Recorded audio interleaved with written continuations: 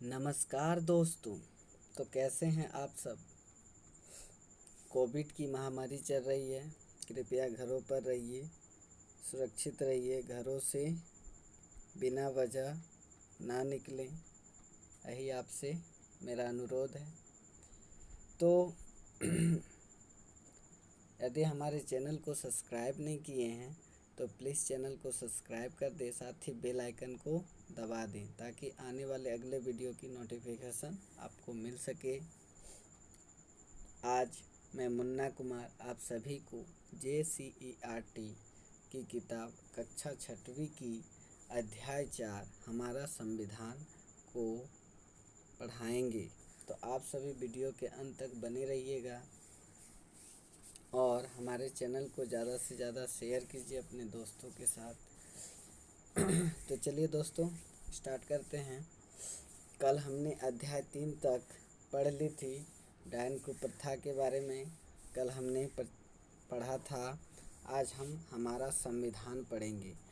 दोस्तों मैं बता देना चाहता हूँ यह चैप्टर आपका बहुत ज़्यादा इम्पोर्टेंट है, इसीलिए इसको आप ध्यान से पढ़िएगा और एक एक चीज़ आप याद रखिएगा। एक एक चीज़ आपको याद रखनी है इसमें। यह बहुत ही इम्पोर्टेंट लेसन है आपका, सबसे ज़्यादा VVI है। तो चलिए इसे हम 2 पार्ट में कवर करने वाले हैं। पहले पार्ट और दूसरे पार्ट में हम इसे पूरा कवर कर देंगे। तो चलिए स्टार्ट करते हैं। पहला है कि हमारा लेसन का नाम है हमारा संविधान। तो यह संविधान होता क्या है, पहले इसको जान लेना चाहिए आप सभी को कि संविधान होता क्या है।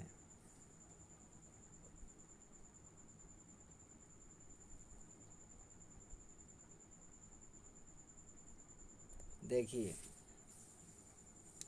संविधान का परिभाषा जो होता है किसी देश के द्वारा लागू किए गए जो कानून होते हैं और उस कानून को जब देश में संचालन किया जाए तो उसे हम क्या कहते हैं, संविधान कहते हैं। संविधान एक किताब है जिसमें जितने भी नियम कानून बने गए हैं समाज में, समाज को संचालन करने के लिए, उसे हम संविधान कहेंगे। ठीक है दोस्तों। तो याद रखिएगा किसी देश के द्वारा लागू किए गए कानून या नियम जिसके द्वारा उस देश का पूर्ण रूप से संचालन हो, यानी पूर्ण रूप से उस देश में शासक हो, यानी शासन चले, उसे हम क्या कहेंगे, संविधान कहेंगे। तो चलिए संविधान के बारे में पढ़ते हैं। एक शब्दों में याद रखिएगा, जो नियम या कानून व्यवस्था बनाई जाती है उसके संचालन के लिए जो जिस देश में वह लागू होती है, जिस देश में उसे लागू किया जाए वही संविधान कहलाता है। संविधान एक पुस्तक है जिसमें नियमों या कानूनों को संग्रह करके रखा जाता है एक जगह पे। तो यह मैंने पहले भी बताया था आप सभी को। इसमें कह रहा है आप अपने दोस्तों के साथ कई खेल खेलते हैं, क्या आपके खेल के कुछ नियम होते हैं? क्या कभी आपने सोचा कि खेलों के नियम क्यों बनाए जाते हैं? तो दोस्तों ये सब आप अपने से पढ़ लीजिएगा। चलिए आगे बढ़ते हैं और यहाँ से पढ़ते हैं। देखिए इसमें कह रहा है कि नियम बताते हैं कि किसी विशेष स्थान और स्थिति में आपको क्या करने की अनुमति है और क्या करने को वर्जित है। यानी नियम हमें क्या करता है, नियम हमें बताता है समय समय पर कि हमें क्या करने की इजाज़त है, हम क्या क्या कर सकते हैं और क्या क्या नहीं कर सकते हैं। आप लोग खेल के मैदान में जब खेलते हैं तो वहाँ पर भी कुछ नियम होते हैं, विद्यालय जाते हैं तो वहाँ पर भी कुछ नियम होते हैं, घर पे भी रहते हैं तो उसमें भी बहुत सारे कुछ नियम होते हैं। तो हमारे समाज में अलग अलग समुदाय में अलग अलग तरह के नियम आपको देखने को मिलते हैं और हमें नियमों का पालन करना होता है। अगर हम नियमों का उल्लंघन करें, अगर हम नियमों को नहीं पालें तो उससे हमें और हमारे समाज को, दोनों को क्या होती है, हानि होती है दोस्तों। तो याद रखिएगा और आप कभी भी नियम का उल्लंघन ना करें। इससे समाज में जो व्यवस्था बनी है वह नियंत्रण से बाहर चली जाती है। यहाँ जोर नियमों पर है ताकि उनके द्वारा व्यवस्थित, न्यायपूर्ण और सभ्य समाज का निर्माण किया जा सके। यहाँ बताया जा रहा है कि नियमों पे ज़्यादा जोर दिया जा रहा है। देखिए, अगर नियम हमारे समाज में अगर नियम नहीं होगा तो कभी भी वह एक व्यवस्थित, न्यायपूर्ण और सभ्य समाज का निर्माण नहीं कर सकेगा। सोचिए दोस्तों, अगर विद्यालय में अनुशासन ना हो तो क्या विद्यार्थी सही ढंग से पढ़ेंगे? क्या विद्यार्थी शिक्षकों का आदर करेंगे? नहीं ना। तो विद्यालय में इसीलिए अनुशासन पर जोर दिया जाता है ताकि प्रत्येक विद्यार्थी जो है सभी नियमों का पालन करे और वह एक आदर्श विद्यार्थी बने और बड़े होकर एक अच्छे इंसान बने और एक अच्छे समाज का निर्माण करे। इसीलिए अनुशासन जो होता है वह हर क्षेत्र में लागू होता है। अनुशासन क्या है? एक कानून, एक नियम है जिसको हमें पालन करना होता है। आधुनिक देशों में आमतौर पर यह सहमति आमतौर पर लिखित रूप में पाई जाती है। जिस दस्तावेज में हमें ऐसे नियम मिलते हैं उसे संविधान कहते हैं। कह रहा है दोस्तों, जिस दस्तावेज में हमें ऐसे लिखित रूप से जो कानून या नियम मिलते हैं उसे हम क्या कहते हैं? संविधान। हमारे देश का संविधान लिखित है, जबकि ब्रिटेन का संविधान परंपराओं पर आधारित अलिखित है। तो हमारे देश का संविधान अगर पूछा जाए कैसा है तो लिखित कहना है, और ब्रिटेन का संविधान कैसा है तो वह परंपराओं पर आधारित अलिखित है। वास्तव में संविधान नियमों और कानून का वह संग्रह है जिसके द्वारा कोई राज्य शासित होता है। यानी संविधान में जो नियम या कानून को जो संग्रह करके यानी एक जगह इकट्ठा करके जो रखा गया है उससे क्या होता है? किसी राज्य को शासित किया जाता है, यानी उसका संचालन किया जाता है, किस तरीके से उसे चलाया जाए। तो इसमें दोस्तों दो शब्द आए, एक लिखित और एक अलिखित। लिखित का मतलब होता है जितने भी दस्तावेज हैं उसको एक जगह संग्रहित करके रखा जाए, और अलिखित का अर्थ होता है कि उसको अलग अलग जगह पे अलग अलग तरीके से रखा जाए। वह दस्तावेज में उपलब्ध नहीं होती, वह एक जगह पे संग्रहित नहीं होती है। ठीक है दोस्तों, तो अलिखित का ये अर्थ होता है। लिखित मतलब जो एक जगह संग्रहित हो, सुव्यवस्थित हो, सुनिश्चित हो और सीमित हो।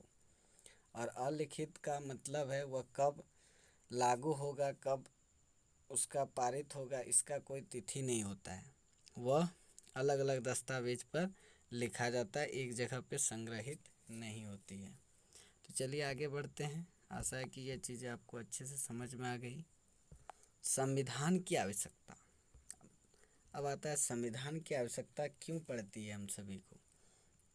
तो देखिए, आज दुनिया के प्राय सभी देशों के पास अपना संविधान है। प्रश्न उठता है कि हमें संविधान की ज़रूरत क्यों पड़ती है। इसके कई कारण हैं। संविधान का मुख्य उद्देश्य व्यक्ति की कुछ मूलभूत अधिकार देना, उसका सुरक्षा का प्रावधान करना तथा सरकार एवं उसकी संस्थाओं की क्षमता का विभाजन करके सीमा का निर्धारण करना। तो देखिए, संविधान का मुख्य उद्देश्य होता है कि व्यक्ति की जो मूलभूत अधिकार हैं, जो उसे देना चाहिए, जो उसका मेन अधिकार है, मुख्य अधिकार है, उसे मिलना चाहिए, उसका सुरक्षा का प्रावधान करना, यानी सुरक्षा का नियम बताना कि उसे किस किस तरीके से लोगों को सुरक्षा मिल सके, तथा सरकार एवं उसकी संस्थाओं की क्षमता का विभाजन करके सीमा का निर्धारण करना। यानी अलग अलग जो देश में राज्य हैं, उन देश हमारे देश में जो अलग अलग राज्य हैं उन राज्यों की सीमाओं को अलग अलग विभाजन करके उनके अलग अलग शक्तियों का बंटवारा करना। संविधान लोगों के नियमों के दायरे में रहकर कार्य करने की आज़ादी देती है। देखिए, संविधान क्या देती है? लोगों को नियमों के दायरे में, मतलब नियम में रहकर कार्य करने की आज़ादी देती है। यह नागरिक के अधिकारों को स्पष्ट करता है और उन्हें मान्यता तथा संरक्षण प्रदान करता है। जितने भी नागरिक देश में रहते हैं उनके अधिकारों को स्पष्ट करने के साथ उन्हें मान्यता भी मिलती है और संरक्षण मतलब उनका प्रोटेक्शन भी मिलता है, उससे उनका सुरक्षा भी मिलता है। अब देखिए संविधान यह भी सुनिश्चित करता है कि कोई भी ताकतवर संस्थान किसी दूसरे समूह या लोगों पर अपनी ताकत का इस्तेमाल ना करें। मान लीजिए आपके देश में जो अमीर लोग हैं, जो ताकतवर लोग हैं, जो हमारे देश में ताकतवर लोग हैं, वह किसी दूसरे समूह, चाहे वो दलित समूह हो, मतलब अगर वह ताकतवर समूह किसी कमज़ोर समूह पर अपना मनमानी ढंग से इस्तेमाल करे उस ताकत को, तो वह गलत हो जाएगा। वह संविधान क्या करता है, सुनिश्चित करता है कि किसी भी व्यक्ति पर किसी दूसरे व्यक्ति जो होते हैं ताकतवर व्यक्ति, वह उस ताकत का उस पर इस्तेमाल ना करें। ऐसा करने से संविधान उन्हें रोकता है। यह नागरिक को अपने अधिकारों एवं उनकी स्वतंत्रता की रक्षा संबंधित प्रावधानों को आसानी से पलटने नहीं देता है। संविधान के जरिए से क्या होता है, नागरिक को जो अधिकार मिली है, जो स्वतंत्रता की रक्षा की बात कही गई है, उन प्रावधानों को आसानी से पलटने नहीं दिया जाता। जो संविधान में लिखा गया उसका पालन करने के लिए यह बहुत ही आवश्यक होता है। अब कह रहा है, देखिए दोस्तों, यह अध्याय जो है आपके लिए बहुत ही इम्पोर्टेंट है, इसको ध्यान से पढ़िएगा, एक एक चीज़ नोट करिएगा। संविधान शासन की शक्तियों को सीमित करता है और शासन की निरंकुश शक्तियों की मनमानी को नियंत्रित करता है। देखिए संविधान क्या क्या कार्य करता है। यह पहला बात, शक्तियों को सीमित करता है। अगर आपके पास अधिक शक्ति है तो उस शक्ति को क्या कर देगा, कम कर देगा। अगर आपके पास कम है तो उसको आपको थोड़ा सा देगा। शक्तियों का विभाजन करता है और समान रूप से करता है, ताकि किसी को ना तो ज़्यादा शक्ति मिले ना तो कम मिले। शासन की निरंकुश शक्तियों की मनमानी को नियंत्रित करता है। शासन के निरंकुश, यहाँ पे निरंकुश शब्द जो है, निरंकुश का मतलब होता है कि किसी जो अपना मनमानी ढंग से शासन चलाए, उस चीज़ों को ये क्या करते हैं, रोकते हैं। निरंकुश का मतलब जो किसी पर अंकुश लगा दे, किसी पर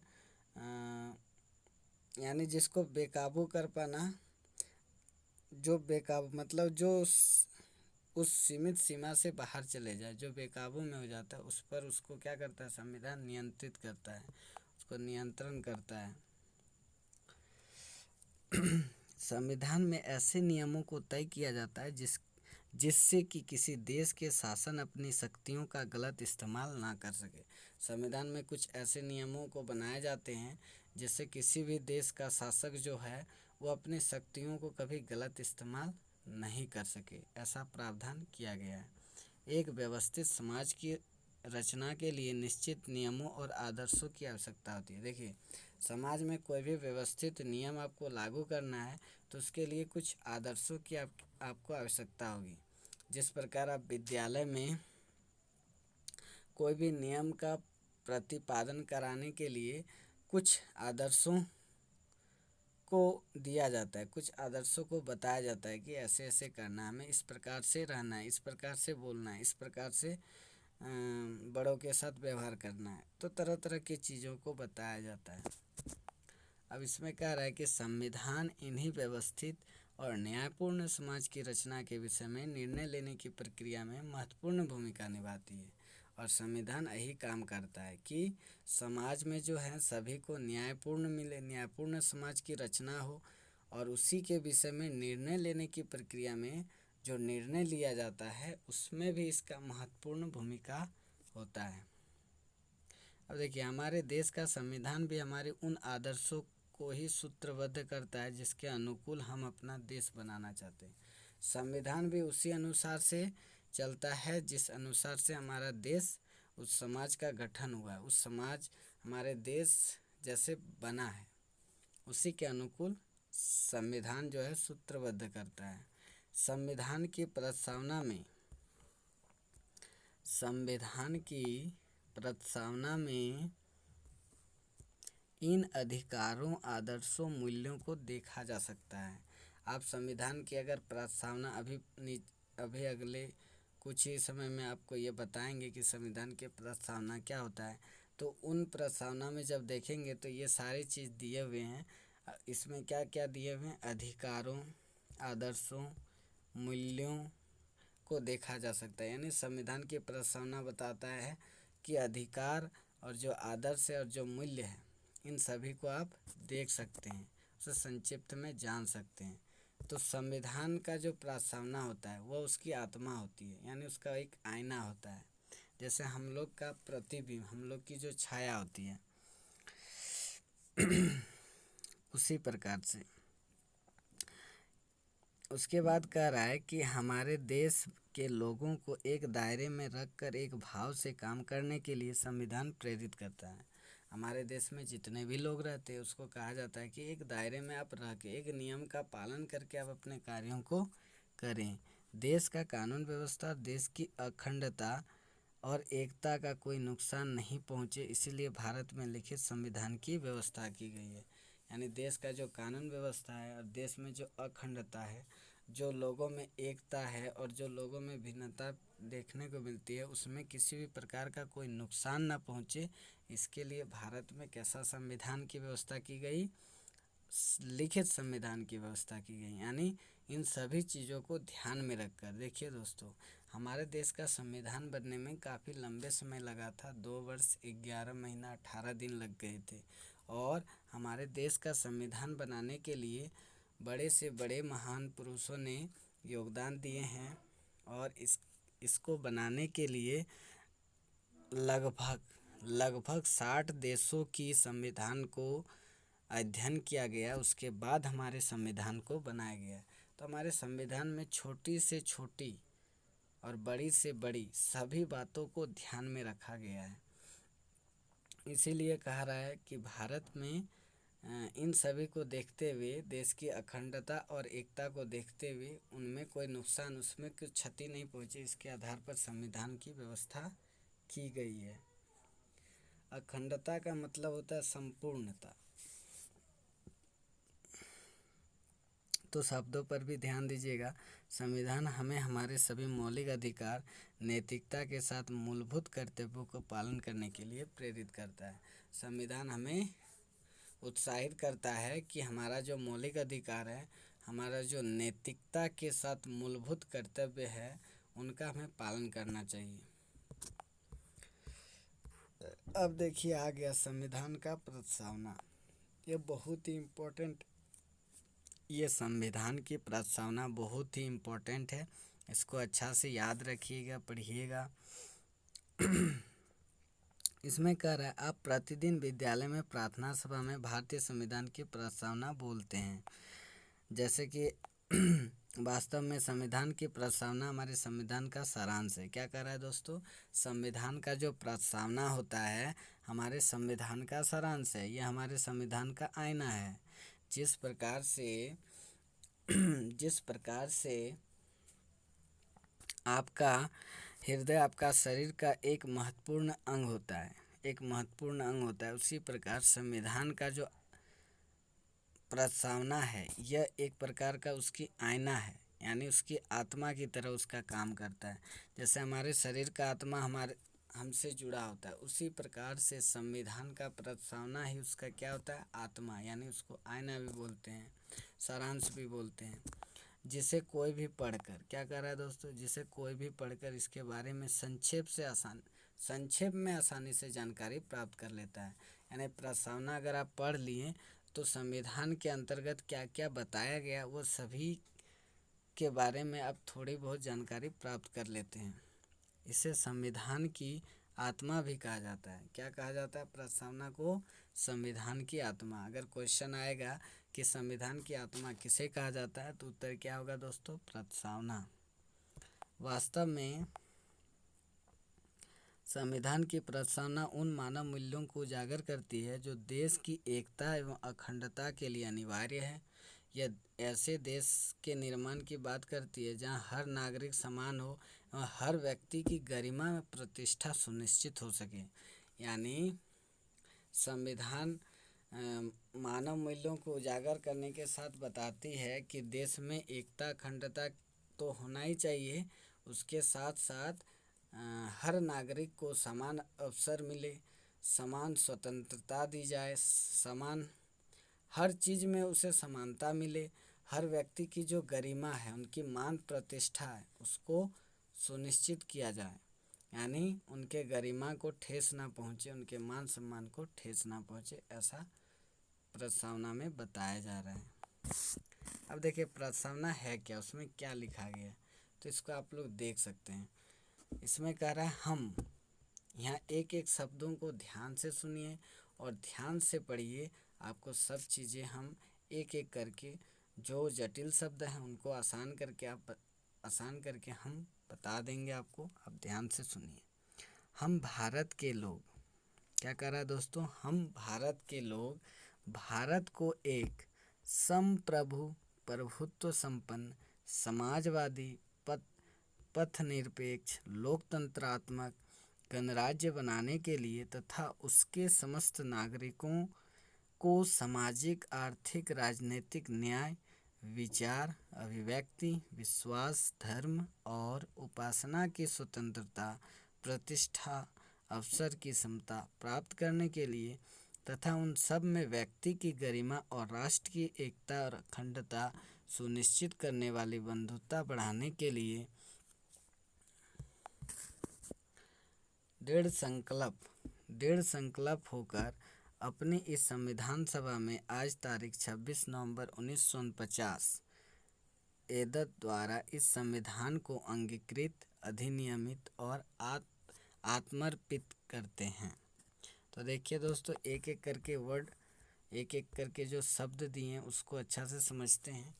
इसमें पहली लाइन कह रहा है हम भारत के लोग भारत को एक संप्रभु, प्रभुत्व संपन्न, समाजवादी, पंथ निरपेक्ष और लोकतंत्रात्मक गणराज्य बनाने के लिए। देखिए भारत के लोगों की बात कर रहा है। संपूर्ण प्रभुत्व, संपूर्ण प्रभुत्व का मतलब हो गया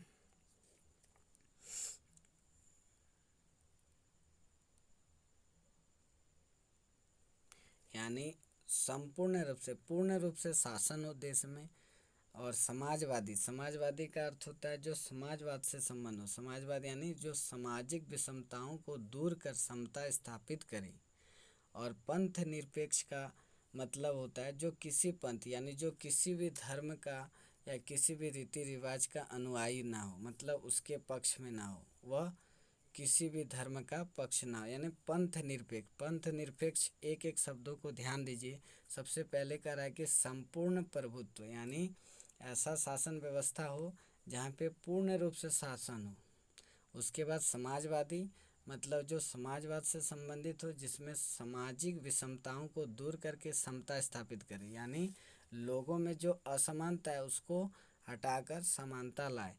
पंथ निरपेक्ष मतलब वह किसी भी धर्म का अनुयायी ना करे, मतलब जो किसी भी धर्म को ना माने, वह सभी धर्मों का सम्मान करे।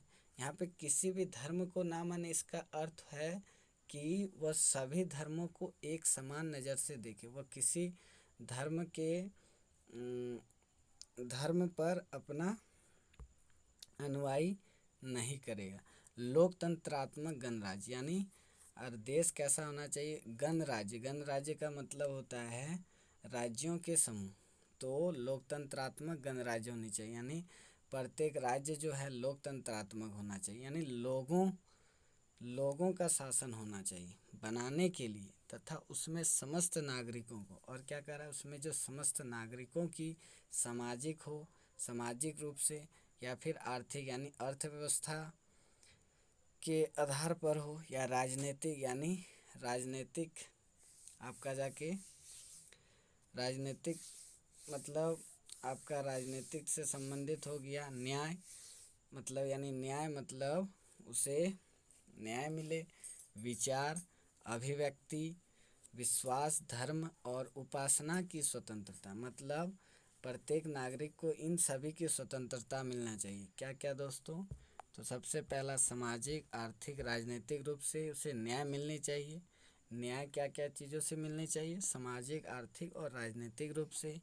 और उन्हें स्वतंत्रता किस में मिलनी चाहिए, तो विचार हो गया, अभिव्यक्ति हो गया, विश्वास तो जानते हैं, धर्म और उपासना की स्वतंत्रता होनी चाहिए, ये कह रहा है।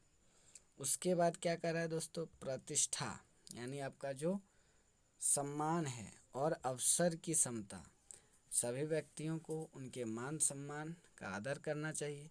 और अवसर की क्षमता, यानी उसे एक मौका देना चाहिए, सभी को समान अवसर मिलना चाहिए। ऐसा नहीं कि अमीर लोग को के पास पैसा है तो उन्हें ज़्यादा अवसर मिले और गरीबों के पास नहीं है तो उन्हें कम मिले, ऐसा नहीं।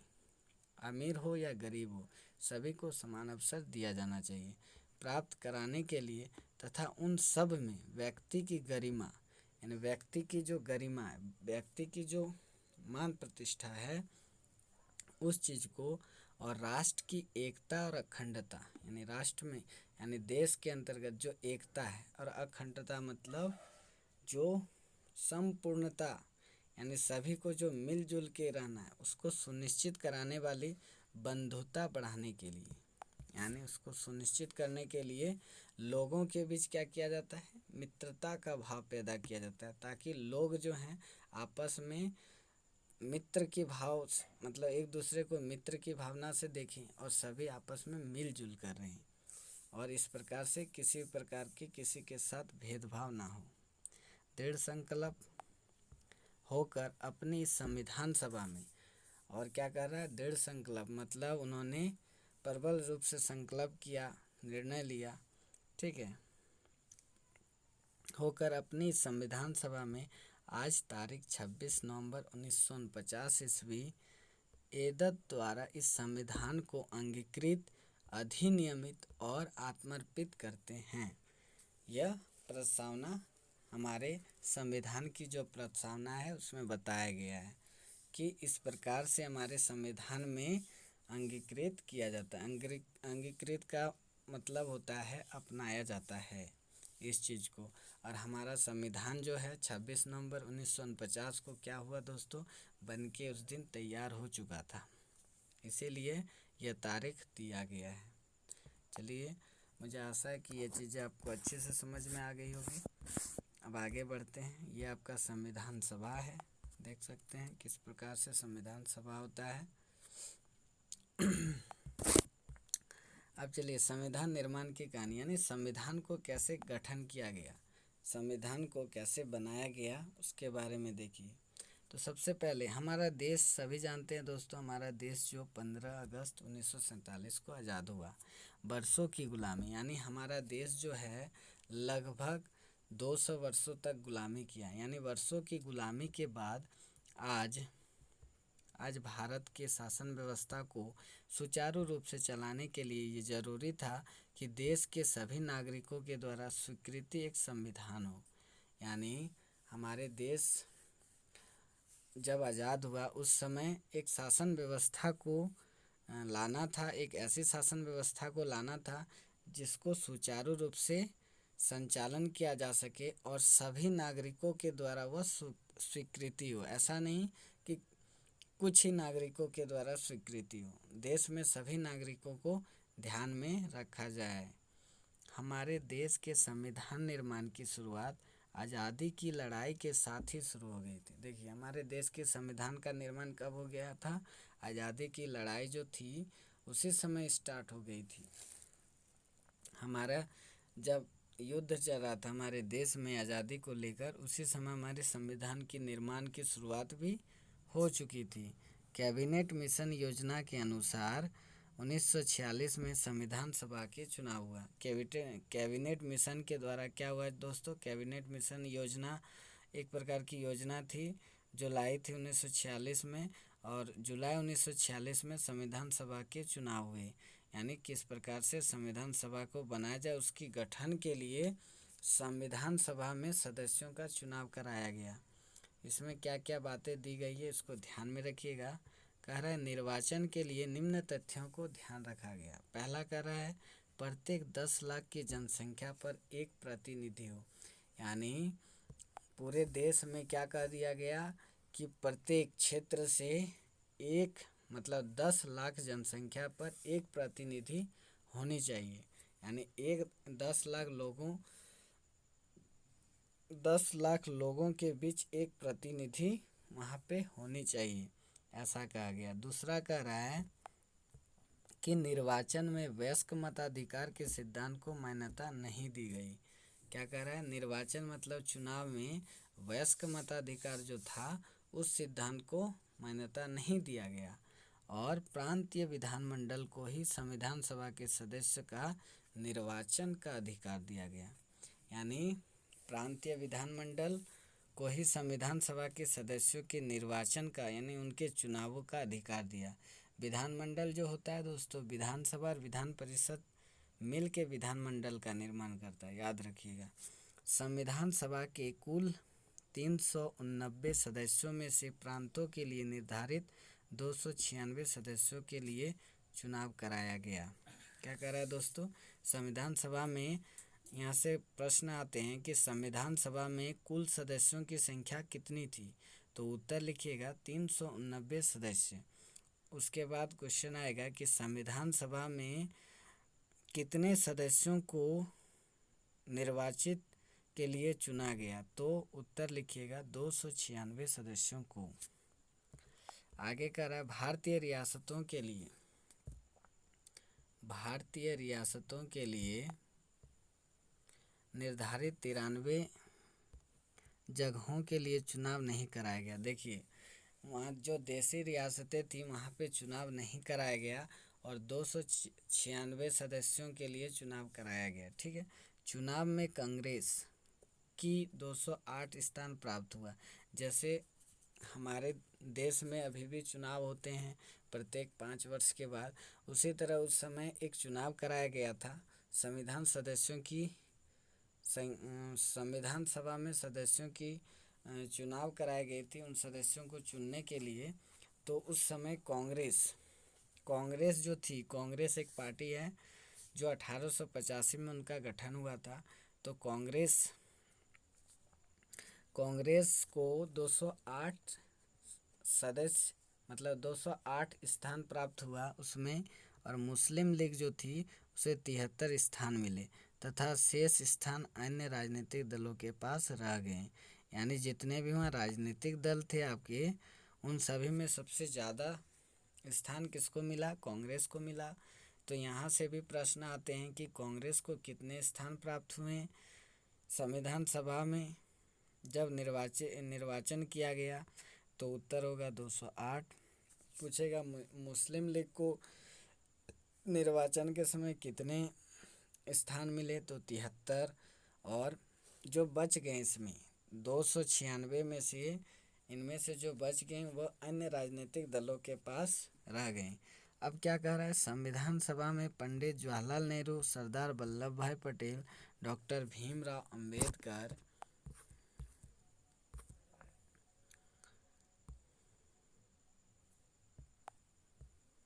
के.एम. मुंशी, गोपाल स्वामी अयंगर, अलादी कृष्ण स्वामी अय्यर, पट्टाभी सितार मैया, के संथानम, डॉक्टर राधाकृष्णन, बी.एन. राव, हृदयनाथ कुंजरू, मौलाना अबुल कलाम आज़ाद जैसे विद्वान थे। तो संविधान निर्माण के समय मुख्य हमारे देश के महान विद्वान लोग थे। इनमें से कुछ विद्वानों के नाम दिए गए हैं, इनको याद रखिएगा। संविधान सभा को लघु भारत भी कहा जाता है। देखिए संविधान सभा को लघु भारत भी कहा जाता है क्योंकि भारत के जितने भी शासन का संचालन के लिए जितने भी नियम कानून का प्रावधान किए गए हैं वह सभी संविधान सभा से ही आते हैं, इसीलिए संविधान सभा को लघु भारत कहा जाता है। इसके सदस्य भारत के विभिन्न समुदायों और क्षेत्रों की आवश्यकता तथा आकांक्षाओं को भलीभांति से परिचित थे। यानी इसके जो सदस्य थे, संविधान सभा में जितने भी सदस्य थे वह सभी इन बातों से परिचित थे। जितने भी आवश्यकता हैं संविधान सभा की, जितने भी आकांक्षा यानी जितने भी इच्छा हैं, उन सभी से ये लोग अच्छी तरह से परिचित थे। देखिए यहाँ पे आपका दिया हुआ है इसमें, और एक चीज़ ये बहुत ही इम्पोर्टेंट है इसलिए इसको भी देख लीजिए। संविधान सभा में महिला सदस्यों को भी शामिल किया गया था जिनकी संख्या 15 थी। अगर पूछा जाए संविधान सभा में महिलाओं को कितनी महिला सदस्यों को शामिल किया गया था, तो उत्तर दीजिएगा 15। इनमें से आपका 15 का नाम दिया गया: सरोजिनी नायडू, विजया लक्ष्मी पंडित, सुचेता कृपलानी, जी दुर्गाबाई, कमला चौधरी, पूर्णिमा बनर्जी, बेगम एजाज रसूल, हंसा मेहता, एनी मैस्करीन, अम्मू स्वामीनाथन, दक्षयानी वेल्यादून, मालती चौधरी, लीला रे, राजकुमारी अमृत कौर, रेणुका राय। ये 15 महिला थी जो भाग लिए थे संविधान सभा में, उनके सदस्य बने थे।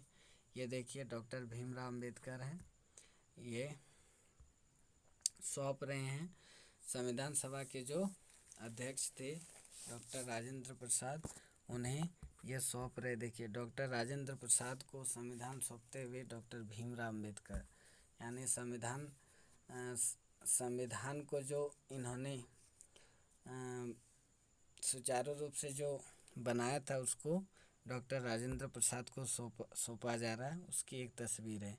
ये पंडित जवाहरलाल नेहरू है आपका, ये पंडित जवाहरलाल नेहरू, ये सरदार भाई पटेल है, देख सकते हैं। ये राजेंद्र प्रसाद हैं, ये भीमराव अंबेडकर हैं।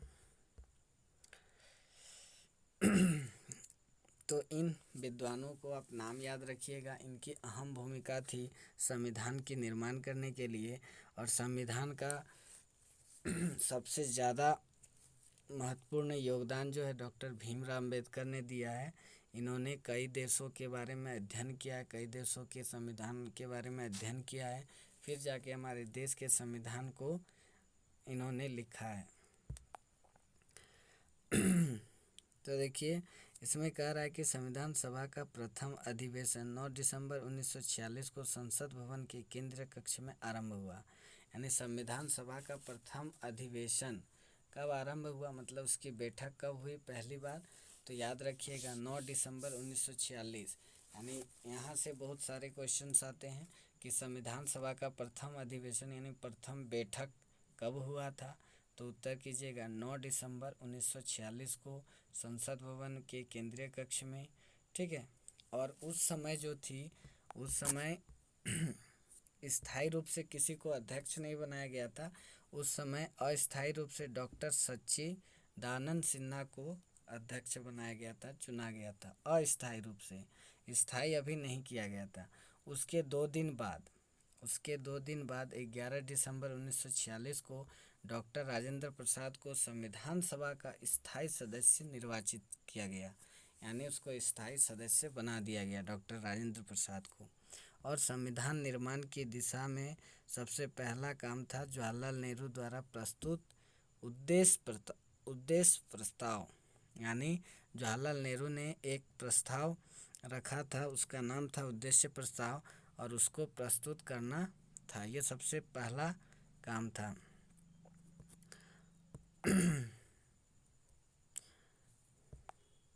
यह प्रस्ताव 13 दिसंबर 1946 को प्रस्तुत किया गया। उद्देश्य प्रस्ताव में भारत को एक स्वतंत्र प्रभुसत्ता संपन्न गणराज्य घोषित करने की आकांक्षा व्यक्त की गई। उद्देश्य प्रस्ताव में क्या कहा गया कि भारत को एक स्वतंत्र प्रभुसत्ता, यानी भारत को एक स्वतंत्र प्रभुसत्ता मिले, यानी पूर्ण अधिकार वाला गणराज्य मिले, राज्यों को अधिकार पूर्ण रूप से मिले और उसे घोषित करने की इच्छा व्यक्त की गई हो, इस तरह से यह प्रस्ताव रखा गया। तो पूछा जाएगा यहाँ से क्वेश्चन कि बताइए कि उद्देश्य प्रस्ताव किसके द्वारा प्रस्तुत किया गया था, तो उत्तर दीजिएगा जवाहरलाल नेहरू, जो हमारे देश के प्रथम प्रधानमंत्री थे, याद रखिएगा। इसमें दिया है प्रारूप समिति में 7 सदस्य थे। देखिए संविधान सभा हमारे देश में आप लोग पढ़ें कि इतनी भाषा बोलने वाले के समुदाय अलग अलग हैं, इतने ज़्यादा रहन सहन खान पान हर चीज़ में आपको भिन्नताएं देखने को मिली, भौगोलिक क्षेत्र से हो, चाहे जाति पर हो, धर्म पर हो, अलग अलग क्षेत्रों के आधार पर अलग अलग तरह से आपको भिन्नताएं देखने को मिली। तो हमारे देश में संविधान का निर्माण करना इतना आसान नहीं था, इसमें यह बहुत ही जटिल वाली काम थी, और इनमें से जितने भी सदस्य थे उन्हें अलग अलग समिति के रूप में गठन किया गया। अलग अलग लोगों ने सदस्यों ने अपनी अपनी एक समिति बनाई, और उस समिति में लगभग 60 देशों का संविधान को अध्ययन किया गया, उसके बाद हमारे संविधान को लिखा गया। इसलिए दोस्तों हमारे संविधान को बनने में 2 वर्ष 11 माह 18 दिन लग गए थे। इतने लंबे समय लग गए थे इन्हीं के कारण। तो इसमें एक समिति का नाम दिया प्रारूप समिति, और ये सबसे मुख्य समिति थी। इसके अलावा बहुत सारे मुख्य समिति थी, जैसे मसौदा समिति थी, संघ शक्ति समिति थी, संघीय संविधान समिति थी, सलाहकार समिति थी, प्रक्रिया निगम समिति थी, राज्यों के लिए समिति थी, संचालन समिति। मतलब मुख्य रूप से 8 समिति थी। उसके अलावा भी और समितियां थी, लेकिन मुख्य रूप से 8 समिति बहुत ही इम्पोर्टेंट है। उससे भी ज़्यादा 2 समिति बहुत ही इम्पोर्टेंट है, एक प्रारूप समिति और एक संघ शक्ति समिति। तो प्रारूप समिति में 7 सदस्य थे। क्वेश्चन पूछ सकता है कि प्रारूप समिति में बताइए कितने सदस्य थे, तो उत्तर कहना है 7। उसके बाद आपको पूछा जाएगा कि इसके अध्यक्ष कौन थे, तो देखिए डॉक्टर भीमराव अंबेडकर इसके अध्यक्ष थे। प्रारूप समिति के अध्यक्ष कौन थे? डॉक्टर भीमराव अंबेडकर। इसको याद रखना है दोस्तों, ये परीक्षा में आ सकता है। उसके बाद देखिए इसमें 7 सदस्य में डॉक्टर भीमराव अंबेडकर जो अध्यक्ष थे, सैयद मोहम्मद सादुल्ला, एन गोपाल स्वामी अयंगर, एन माधवराव, अल्लादी कृष्ण स्वामी अय्यर, कन्हैया लाल, मनिक लाल मुंशी, टी कृष्णमाचारी, ये 7 सदस्य जो थे वो प्रारूप समिति के सदस्य थे, जिन्होंने संविधान सभा के निर्माण में काफ़ी योगदान दिया। चलिए आगे बढ़ते हैं। यहाँ तक आपको सब चीज़ें अच्छी तरीके से समझ में आ गई है। अगर नहीं आई तो प्लीज़ कमेंट सेक्शन में ज़रूर बताइएगा।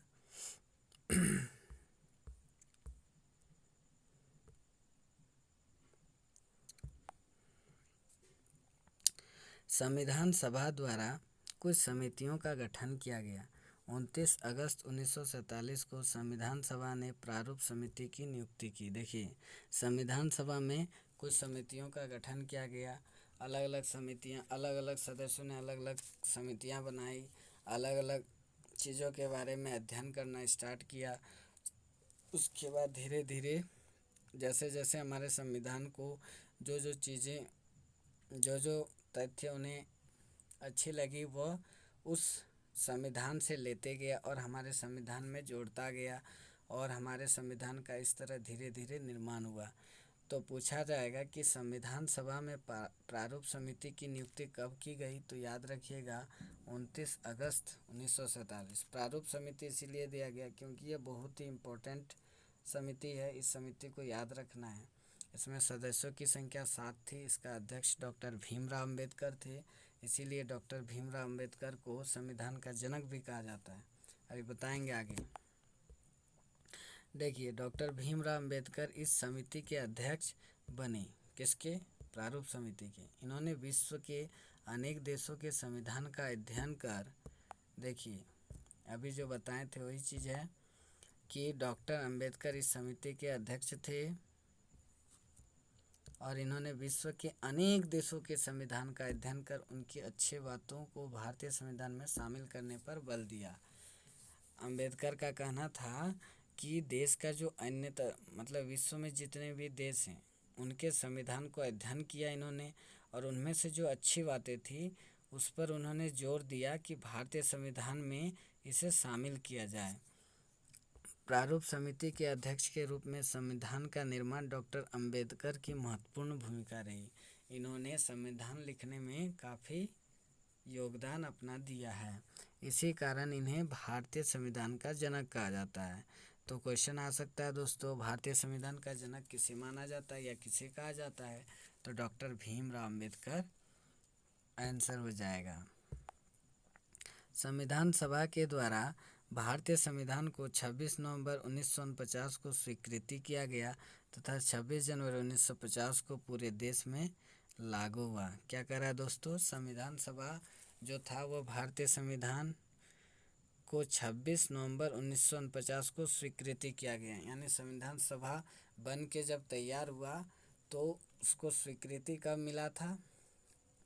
उसको मतलब स्वीकार मतलब उसको स्वीकार कब किया गया? 26 नवंबर 1949 को, याद रखिएगा डेट।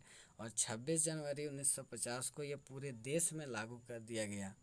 और संपूर्ण संविधान निर्माण में 2 वर्ष 11 महीने 18 दिन का समय लगा। यानी संविधान को बनाने में, संविधान को लिखने में कितना समय लगा? 2 वर्ष 11 महीना 18 दिन।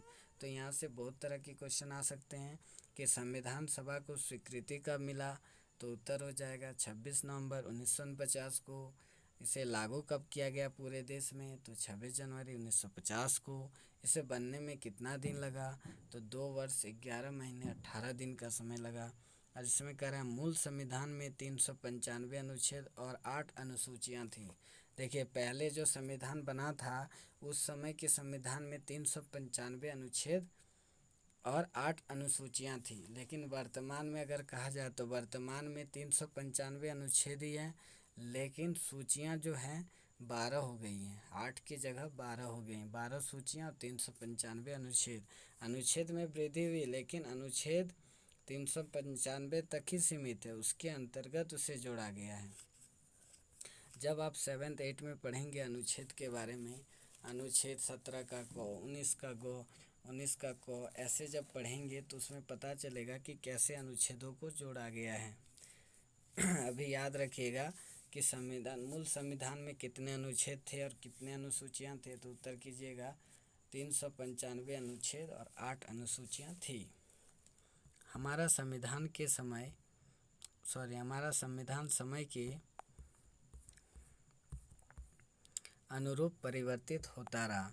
यानी हमारा संविधान जैसे जैसे समय बदला उस तरह हमारे संविधान में संशोधन कराया गया। संशोधन का अर्थ होता है किसी भी चीज़ को संविधान में जोड़ना या उसे हटाना। एक अच्छे संविधान की सारी विशेषता हमारे संविधान में मौजूद है। एक अच्छे संविधान में जो चीज़ होनी चाहिए वह हमारे संविधान में सारी विशेषता यानी सारे गुण मौजूद हैं।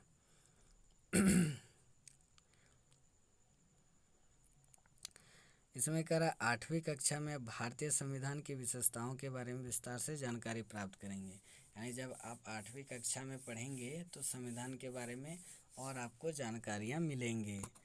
तो अभी आपको जो हम बताएं कि संविधान क्या है और ये किस ढंग से अपना कार्य करती है। संविधान के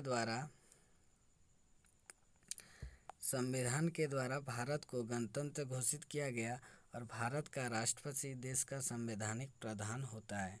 देखिए संविधान के द्वारा भारत को क्या कर दिया गया? गणतंत्र घोषित कर दिया गया। राज्यों को समूह मतलब जितने भी राज्य था उसके समूह का एक नियंत्रक शासक केंद्र में हो गया और उसके लिए भारत का राष्ट्रपति देश का संवैधानिक प्रधान हो गया। यानी पूछा जाए देश का संवैधानिक प्रधान कौन होता है? तो उत्तर कीजिएगा राष्ट्रपति। और भारत का राष्ट्रपति देश का संवैधानिक प्रधान उस समय हो गया। राष्ट्रपति को उसके दायित्वों के निर्वहन में सहायता एवं मंत्रणा देने के लिए प्रधानमंत्री की अध्यक्षता क्या कर रहा है दोस्तों? राष्ट्रपति को उसके दायित्व के निर्वहन में सहायता एवं मंत्रणा देने के लिए प्रधानमंत्री की अध्यक्षता में एक मंत्री परिषद की व्यवस्था की गई। उसके लिए क्या बनाया गया? एक मंत्री परिषद बनाया गया जिसमें सभी राज्यों के मंत्री को रखा गया उनकी निर्वहन की सहायता के लिए। और इसमें डॉक्टर राजेंद्र प्रसाद जो थे देश के प्रथम राष्ट्रपति के रूप में चुना गया तथा पंडित जवाहरलाल नेहरू प्रथम प्रधानमंत्री के रूप में भारत का प्रथम प्रधानमंत्री के रूप में चुना गया। तो पूछा जाएगा कि भारत का प्रथम राष्ट्रपति कौन थे? देश आज़ाद होने के बाद भारत का प्रथम राष्ट्रपति कौन थे? डॉक्टर राजेंद्र प्रसाद। और भारत का प्रथम प्रधानमंत्री कौन थे? तो उत्तर क्या दीजिएगा दोस्तों? पंडित जवाहरलाल नेहरू। इसमें आपसे एक सवाल पूछा गया है कि स्वतंत्रता दिवस और गणतंत्र दिवस किन तिथियों को मनाए जाते हैं? तो आप कमेंट सेक्शन में ज़रूर बताइएगा। ये आप अच्छी तरह से जानते हैं, अगर नहीं जानते हैं तो प्लीज़ इसे जानने का प्रयास करें। मैंने अभी आपको पढ़ाया है और आशा है कि आप इसका जवाब हमें कमेंट सेक्शन में ज़रूर दीजिएगा। तो दोस्तों आज की वीडियो यहीं पे रहने देते हैं। इसे पार्ट 2 में अच्छी तरह से कवर करने वाले हैं और इसकी थोड़ी सी टॉपिक बाकी रह गई है यहाँ पे, तो इसको भी उस दिन अगले टॉपिक पार्ट 2 में यानी पार्ट 2 में अच्छी तरह से कवर कर देंगे। और उसके बाद आपका प्रश्न उत्तर जो रह गए हैं उनको भी अभी मतलब पार्ट 2 में आपका कवर कर देंगे। तो यदि हमारे चैनल को अभी तक आपने सब्सक्राइब नहीं किया है तो प्लीज़ हमारे चैनल को सब्सक्राइब कर दें और साथ ही बेल आइकन को दबा दें और इसे अपने दोस्तों के साथ ज़्यादा से ज़्यादा शेयर करें।